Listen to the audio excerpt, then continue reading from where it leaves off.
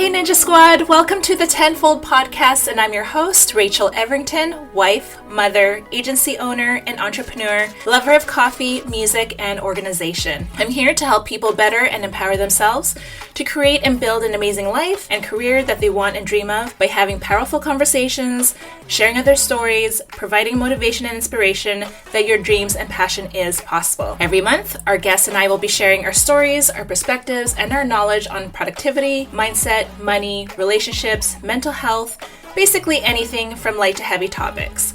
I'll be dropping new episodes every first and third Tuesday of the month, so make sure to hit that subscribe button.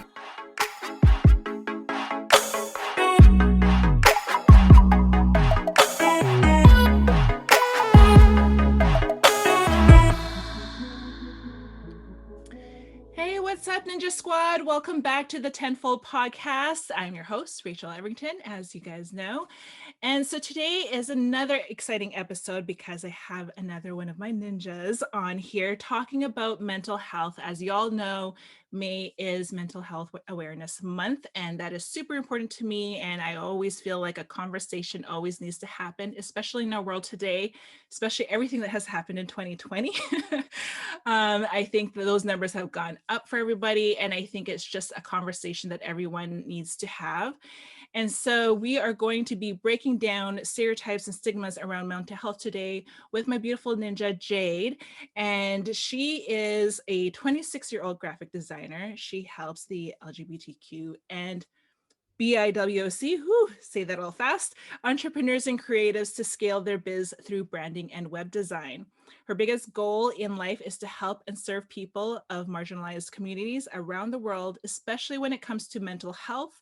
She aspires to be an example for marginalized people that struggle with mental health and hopes to show them that they can achieve their goals even while healing their minds and souls. I love that. So welcome, Jade. Super happy to have you here today. Thank you for having me. I'm so excited. Yes. So why don't you tell all our Ninja Squad who you are, what you're about, and your story around mental health today.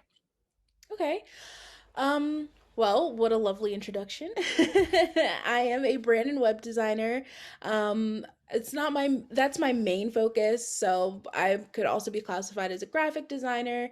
I do social media graphics, course graphics, ebooks, all of that fun stuff. If I can design it, I'll do it. Nice.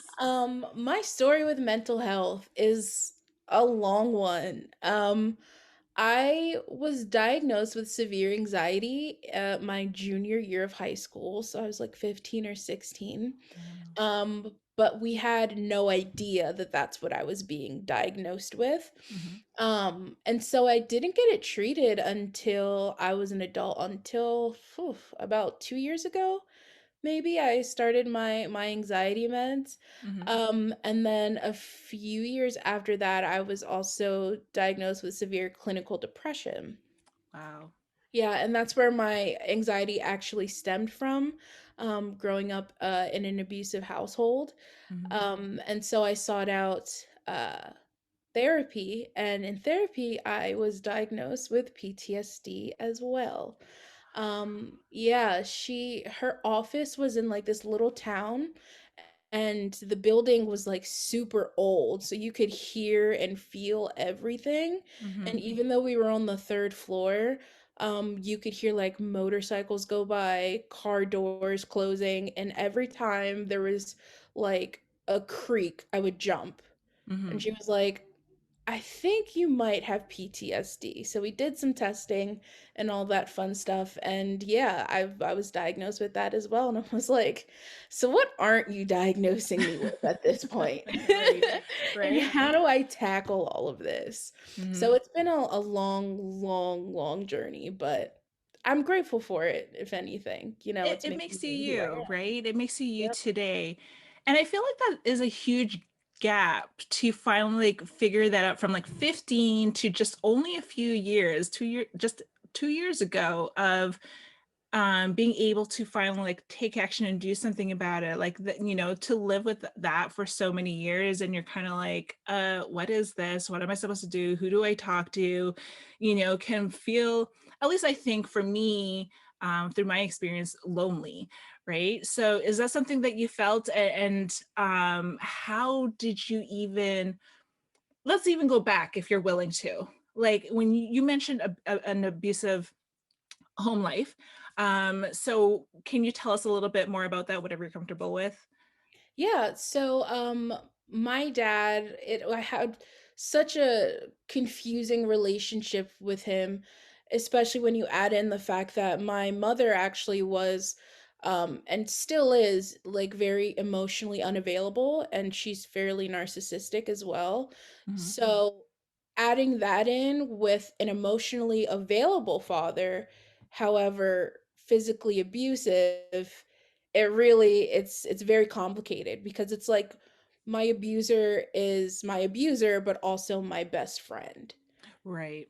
Yeah, Mm-hmm. it makes it really really difficult, and so I had him to lean on emotionally but no one to lean on physically other than my sister.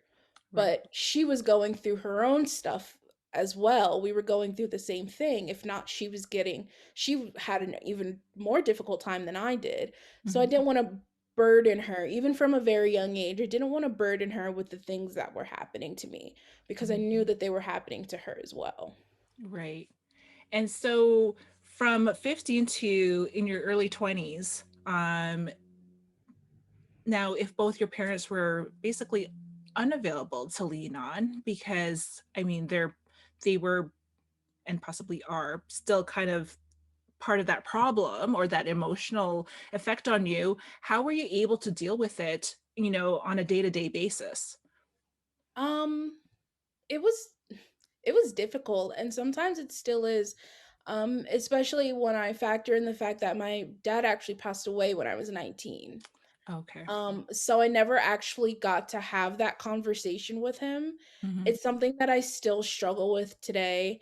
Um, that polarity, and I will never I've never will get the answers that I need. I'll never even be able to ask the questions that I want to ask, you Right. know? So it's so difficult, but it's also it gives you different ways to cope with life. You feel like you feel like that, you've been through it all. So at this point, I can conquer anything. Mm-hmm. It's made me stronger, if anything. Right. So it's a weird polarity, but it works. Yeah. So what are the like the little things? Did you feel like talking to friends, talking to other external family members, locking yourself up in your room and journaling, like what are the like the little things that kind of helped you survive until you could figure it out? um I Getting out of the house as much as possible helped. I was doing everything. I was a theater kid. I was in the marching band. I was in color guard. So that like marching band took up my whole summer. I was like from May to August, I had band camp. And then during the school year I had, like these like dancing like shows that I was in, musicals, plays, and really just any kind of extracurricular activity that I could do. Mm-hmm. And if I wasn't doing that, then I was locked in my room, and I was actually like a Tumblr kid. I would spend all my time online. I would lock myself either in my room or like downstairs in the basement where our desktop was, and I would do things on Tumblr. I would code, I would make edits, gifs, and that's really how I got into design. Mm-hmm. At such a young age. I've been designing since I was 15. Yeah, so that actually pushed me towards where I am today. Mm-hmm. And you are such a colorful, beautiful person, and I could totally see that too. And let's even now talk about too. You love helping the LGBTQ community as well as the BIWC community as well.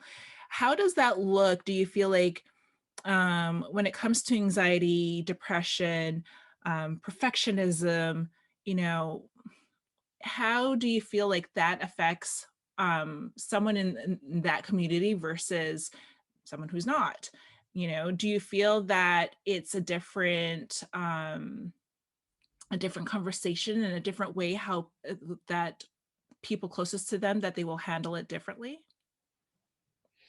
Yeah, so as someone who identifies with both groups, actually, as a bisexual black woman, I want to help other people like me, especially the people that fall into both groups, because especially in today's climate, you just feel so picked upon, and sometimes Mhm. you can feel alone even though you know that there are other people out there that are just like you.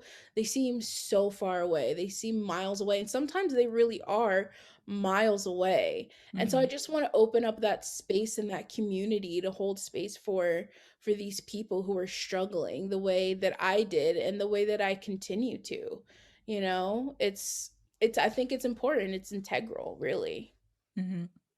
And so for those communities, like what would you suggest for them, like how they would, if they're experiencing, you know, uh, at any level of mental health, any of those that we talked about, anxiety, depression, um, even coming from an abusive home, or they're just them dealing with what they, in realization of the person that they are, um, what would you suggest, like that when that fear kind of overcomes them, how they should, not to say best approach, but what are some suggestions that they could start doing and lean on, so that way um, they have a support system?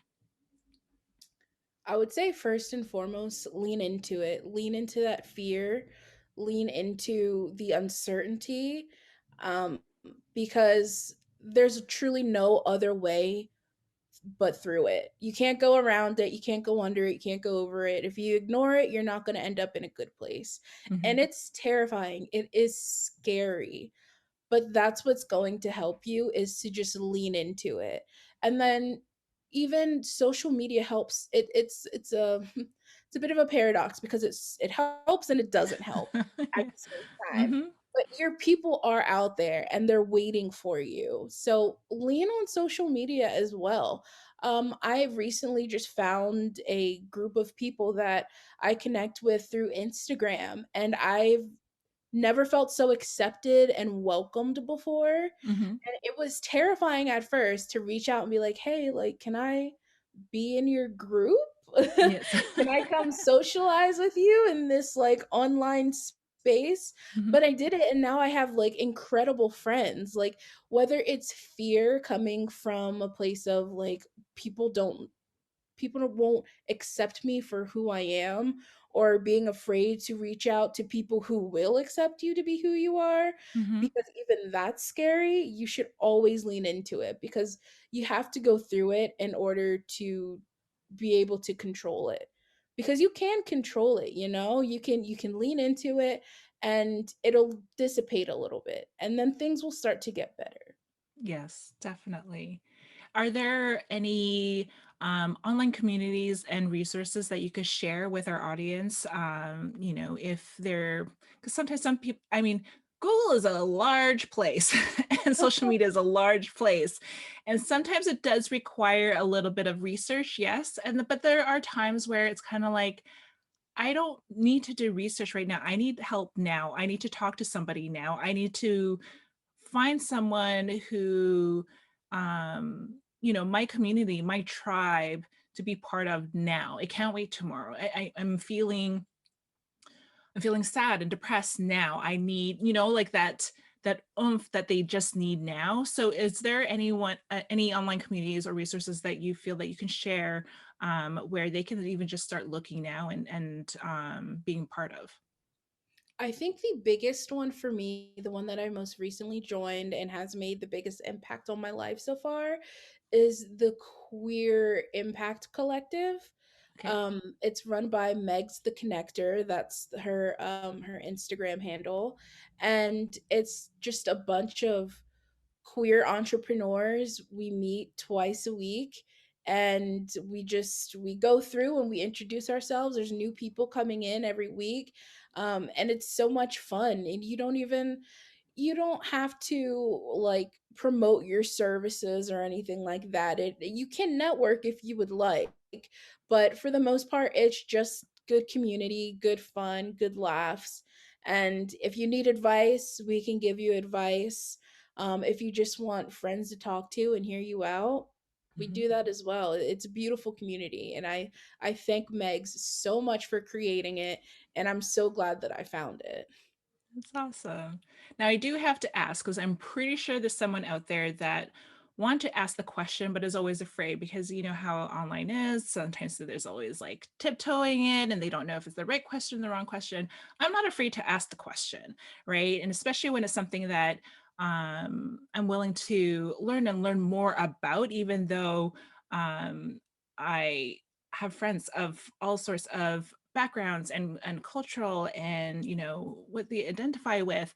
um the communities that you just mentioned, if someone like myself who wanted to learn even more, can we join the community, or is it more so that no, you have to identify one of these communities first before you know that you can't join? It's because I'm assuming too it's also there could be private conversations that maybe they don't want people who don't identify with that being part of their community as well. So can you provide a little bit of light so those, you know, our audience understand, um, you know, is it okay? Is it not okay? And even how we can even support the community as well. Yeah, I think with each group or each, like little sub community, they all have like, their different guidelines and things. I think there's some that is very queer specific and exclusive, and I do think that that's needed because there are people out there in the LGBT community that just need to be with our own people. But Yeah. then there are also communities that allow in allies such as yourself Mhm. and who want to learn more and gain more knowledge. And I think that's great as well, because I mean, if we're too exclusive, then no one's going to get anywhere. Yes. So Mhm. it really truly just depends on the community that you're looking to join in. Mhm. And truly, like you said, you're not afraid to ask the question. Literally, just ask the question. Be like, hey, are allies allowed? Yes. That's all you have to do. That's literally all you have to do. And you're either going to get a yes or a no. And Right. it's nothing bad is going to happen. Right.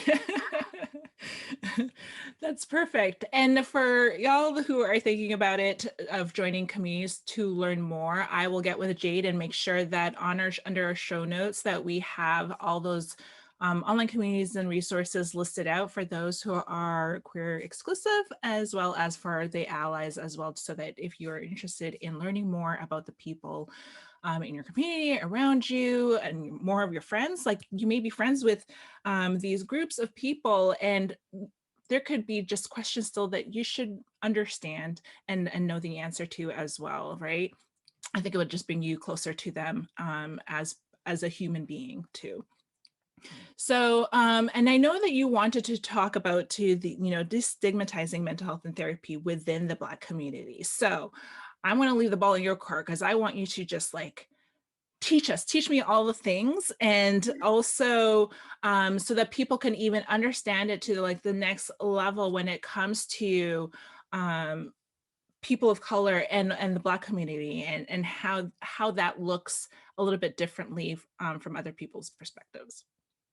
Yeah, I the way I grew up in the Black community, it was very much so very heavily relied on religion.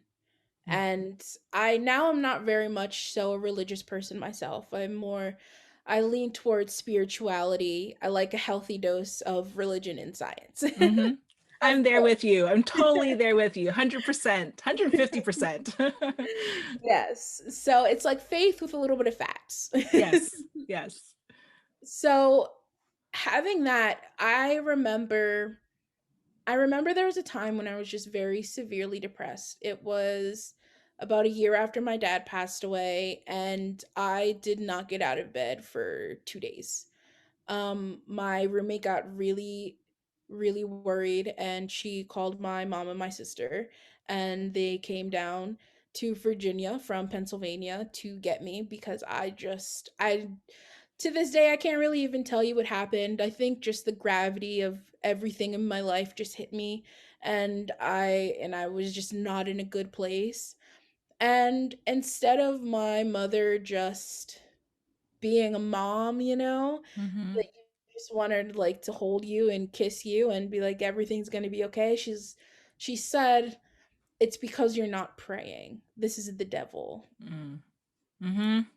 And that was when I really stepped away from religion. And my sister still thinks it's weird because when I was younger, I loved religion. I loved Christianity. I loved God. I would go to church every Sunday with or without my family. I would go to youth groups on Wednesdays. Mm-hmm. I would be like, oh, there's this new church I want to go, check out. That was me as a child. And then fast forward like 8 years, and I wasn't feeling it anymore. Mm-hmm. It it felt different and it felt toxic. And because of that, I feel like that's where a lot of the toxicity around mental health stems from in the Black community, Mm-hmm. is this really like it's like an extreme form of Christianity Mm-hmm. in its own way, Yep. and it's like, oh well, you don't need a therapist. You just pray, and God will take it away. Yes. That's just the devil speaking. You just need to pray. Mm-hmm. And then that somehow morphed into just Black people in general not needing therapy, and therapy being seen as taboo in the Black community, which is not at all what it is. If you're religious and you're a Christian, you can pray if Mm-hmm. that's what you want to do, and you can still go to therapy as well. There's Mm-hmm. nothing wrong with doing both, Mm-hmm. you know? Like Absolutely. I think therapists are there. I think therapists or like doctors or, just anyone who helps communities and people, I think those are the hands of God. Like they put them there so that they can help you. Like God can't be everywhere. Yes, he can be everywhere, but you know what I mean? Like, he has people in place to help. So I think that's the therapist, right? So that's how I look at it. Um, and it's the same with my culture as well in the Asian community. It's, and especially when religion is attached to that as well, I totally can resonate with your story because it's of something similar. And it goes a little bit beyond that too, with a little bit of like a spiritual, like black magic, white magic type of situation. That's a whole different topic. I think you and Jade and you and I need to talk about. But yeah, that's definitely the same thing too with my community, is that it's the devil talking. You just gotta pray, especially like, you say extreme Christianity. For me, it's like, oh, extreme Roman Catholic people, and so and in especially where, not to say in Canada or anything, or that where the people around me that I grew up in, but I know like in the Philippines, because my parents would always tell me stories. It would get to the point too where they would have, take the person to church, pray, and like do some like exorcism type of thing, right? Because they weren't them, that wasn't them, and so um and I think that is even more sad to me too, because in those type of countries where that's allowed, or in their hidden communities where that's allowed, it puts more of this bigger fear on people, like more like life threatening type of fear, Mhm. right? Yeah. So I appreciate that. I'm so happy that you shared your story, and I hope that our audience is able to relate. And hey, if anyone who is listening, if you guys have any questions, I'm sure Jade is open to helping answer them as well. And if you resonate with her, make sure that you reach out and let her know that you've inspired her, and thank her for sharing her story on that. And is there anything else that you would like to say of like, about mental health, about any of our communities, our uh, just in general with around like anxiety and depression. Is there anything that else you would like to tell our audience today about any of that? Any advice, I guess? Just that help is out there and your people are out there as well, and they can coincide with with one another. Maybe your help is just finding your people. You Yes. know, it can be a gateway to so many more things as well. Just know that you truly, truly, truly are not alone. I know it's easier said than done. I To this day I still have moments where I feel lonely, even though I'm surrounded by people I love and care about, but it's an uphill battle, and we Hmm. just keep going. And Definitely. you're not alone. We're out here and we're waiting for you, and we want to give love to you. That's all. I love that. You are such a beautiful soul, Jade. Well, thank you so much for that. So, just to wrap things up and have a little fun, so you guys can all get to know Jade a little bit more, is we're going to do some rapid fire questions with her just to have some fun. And hey, just more topics that if you do want to reach out to Jade, and if any of the questions kind of resonate with you, then you have a conversation starter. Let's put it that way. So, Jade, what does success mean to you? Oof, success means just being able to be happy, just unlimited happiness, and abundance in whatever form it comes to me, and being able to share that happiness and wealth with my family and my friends, the people that I love and care about.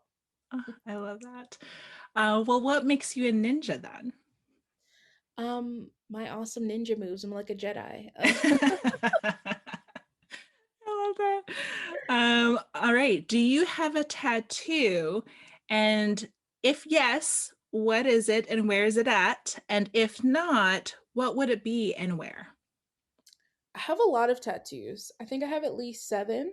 I have one on my hand. Wow. I have one. This is my first one. It's my dad's signature and his birthday. We Oh, I got that love right after he that. passed. This is my one of my more recent ones. I got this one in Canada, in over in Vancouver. Um, I have this one. I have one more on my arm, and then I have this one, and I have one on my back, and I have one on my shoulder. Yeah, I have a lot. Yeah. If you guys want to get a sneak peek of her tattoos, you guys should be watching the YouTube channel. So that's where you'll be able to see her pointing. All right. So tell us, what song do you hate right now? Oh, do I hate? Mhm. Oh, I feel like it's so easy to say what song you love now, but I love this question and like, what song can you not stand right now? hmm. And it doesn't have to be a song that's current. It could be even something you disliked back in the day, I guess. Oh, wow. Honestly, I'm just gonna say any trending song on TikTok. That is true. I am that person that if like it came with a cool dance and then that has a nice beat, I will run to Spotify and go search for it and save it on a playlist. Guilty. Do that. All right. So what do you have as a phone screensaver right now? My phone screensaver. Why don't I just check? She's like, let me see if It's this is showable. it's this is so Oh, stupid. see? It's a photo of Bernie Sanders from the inauguration sitting next to Deadpool. Oh. Oh, I don't think the audience caught that at the very end. Next, sitting next to. Deadpool. Oh my goodness. Got me on that one. You got Yeah. me on that one. I love these rapid fire questions. All right. So that's about it. That was so much fun. Thank you so much, Jade. And by the way, you have the most beautiful voice. I think you really should start like having your own podcast yourself or start singing if you sing, because you just have this like soothing, smooth, like voice, just calming. I think that would be Really? the word. Yeah, Wow. you do. You do. Thank you. I will ask the ninjas. I will put a poll up and they will tell you the same thing. Oh boy. I Okay. guarantee it. I'm excited to see the results. Yes. So how can people connect with you? Tell them about your services, products, any personal Instagram that they can follow you at as well. Yeah, so once again, I'm a brand and web designer, so I love anything design. I can build you your website, I can get your branding down packed, I'll get you some cool logos. I got you on all of that. You can hit me up on Instagram. It's Jade Janae. Janae is spelled Janai. My parents are bougie. So that's your middle name. Yep, Jade I Janae. love it. I kind of like I saw your logo and I was like, "Ooh, I wonder if that's her middle name or she totally that's her like alter ego name." Oh, that's me. For the longest time, I hated it, but I actually embrace it Really? now. And I Oh love it. yeah, I love it. I Yeah, think it's a beautiful name. thank you. I've never met two people with the name Janae in any form that spell it the same way. I don't know how, because I've met plenty of them, at least five, and we all spell it a different way. So, Really yeah. interesting. Good to know. And my website is itsjjanae.com. So All you can right, hit me up on perfect. either of those. I'll be glad to talk to y'all. Awesome. And again, everyone, if you want to connect with Jade, it's all going to be in our show notes. So if you head over to the website, you will see it there. So we'll just end it off to like, what are you thankful for? I This is gonna sound so cheesy, but I am truly and genuinely thankful for everything. I am thankful for the earth we live on, for the people that I know, for the people that I do not know. I'm thankful for my dog. I'm Mm-hmm. thankful for all of the abundance that we have been blessed with. Yes.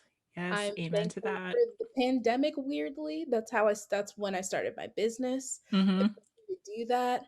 I'm truly just so thankful for everything that the universe has offered me. Absolutely. I agree with you 100% on that. There's even though it may not seem like it for those where they're in a negative headspace, negative environment, there is a light at the end of the tunnel. I know that sounds so cliche, but it truly is. And that is about it, ladies and gents. So thank you so much for joining us. Thank you, Jade, for joining me on the Tenfold podcast. I appreciate you. I love you. I loved your story. And so, for everyone, remember, count your blessings and not your problems. And I will talk to you soon. Peace out, Ninja Squad. Thank you so much for listening to today's episode. I appreciate you. Don't forget to hit that subscribe button and follow me on Instagram at Rachel Everington for more shenanigans. If you do share a podcast, please add hashtag TENfold podcast. And don't forget to join us every first and third Tuesday of the month. You don't want to miss out on all the awesomeness from this show. Peace out, Ninja Squad. No, seriously, get out of here. Love you. Bye.